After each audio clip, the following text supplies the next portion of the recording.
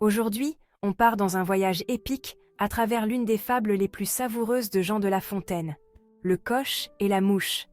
Et attention, on a des invités spéciaux. Oui, parce qu'on va enfin donner la parole au vrai protagoniste, la mouche, alias la reine de l'agitation, un cheval exténué mais courageux, et un moine zen qui a l'air de passer à côté de tout. Et pour couronner le tout, Jean de La Fontaine va nous éclairer sur ses intentions. Alors, installe-toi bien, parce que cette vidéo c'est une rencontre explosive entre satire, animaux bavards et le génie intemporel Jean de La Fontaine. Prêt? On y va. Dame Mouche, bienvenue. Alors, selon toi, tu es la clé du succès dans cette histoire. Raconte-nous, c'est quoi ton secret? Mon secret? C'est simple. L'action. Je bourdonnais, je motivais, je réveillais les chevaux. Sans moi, ils seraient restés plantés là, à suer sans avancer. Bref, je suis une meneuse née. Une meneuse qui pique et bourdonne. Tu ne penses pas que c'était un peu agaçant pour eux? Parfois, il faut bousculer les choses pour avancer. Si mes méthodes dérangent, tant pis. Moi, je fais avancer le monde. Ou le fatigue? On verra ce qu'en pensent les autres. Monsieur le cheval, votre version des faits maintenant. Comment avez-vous vécu cette ascension? Difficilement. Nous tirions ce foutu coche sur un chemin sablonneux, sous le soleil, sans aucune pause. Et cette mouche, elle n'a fait qu'ajouter à notre peine. Elle piquait, bourdonnait et prenait tout le crédit. Vous pensez qu'elle a contribué à votre effort, comme elle le prétend? Contribuer? Elle a été une distraction, rien de plus. Si elle avait vraiment voulu aider, elle aurait trouvé un moyen de soulager notre charge, pas de nous harceler. En gros, elle était plus une nuisance qu'un atout. On comprend votre frustration. Monsieur le moine, on vous a vu prier pendant que tout le monde galérait. Vous n'avez pas senti le besoin de participer? Chaque rôle a son importance, ma chère Julia. Pendant que les chevaux portaient le fardeau physique, je soutenais l'effort spirituel. Il faut un équilibre entre le corps et l'âme. Vous pensez vraiment que vos prières ont allégé leur charge? Peut-être pas de manière visible, mais elles ont aidé à maintenir l'harmonie. Sans sérénité, aucun travail ne peut être accompli efficacement. Un point de vue intéressant. Mais pas sûr que les chevaux soient d'accord.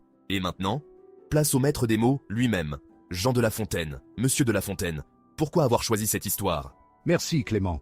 Cette fable est une satire des comportements humains, ceux qui travaillent dur sans se plaindre, ceux qui brassent de l'air pour se rendre indispensables, et ceux qui restent spectateurs sans s'impliquer. La mouche?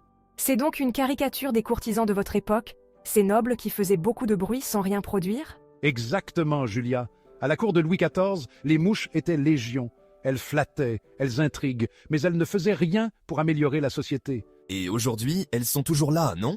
Les mouches modernes, on les trouve au bureau, sur les réseaux sociaux. Oui, elles ont simplement changé de forme, mais leur comportement reste le même. Beaucoup de bruit, peu d'efficacité. Bon, on va organiser une petite table ronde. Monsieur de La Fontaine, vous serez notre arbitre.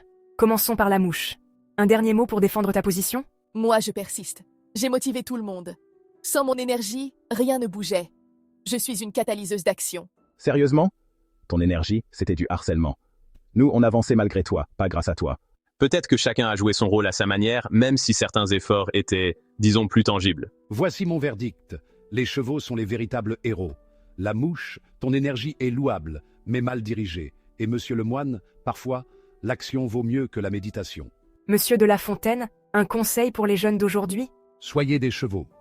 Travaillez avec humilité, persévérance et efficacité. Ne cherchez pas la reconnaissance, mais concentrez-vous sur l'essentiel. Et pour ceux qui se reconnaissent un peu dans la mouche? Apprenez à transformer votre énergie en action utile. Et souvenez-vous, il vaut mieux faire peu, mais bien, que beaucoup, mais mal.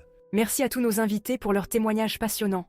Cette fable nous rappelle que dans la vie, ce n'est pas le bruit qui compte, mais les actions concrètes. Et toi, dis-nous en commentaire, tu te sens plutôt cheval, mouche ou moine? N'oublie pas de liker, partager et t'abonner pour d'autres plongées dans l'univers de Jean de La Fontaine. À bientôt pour une nouvelle aventure.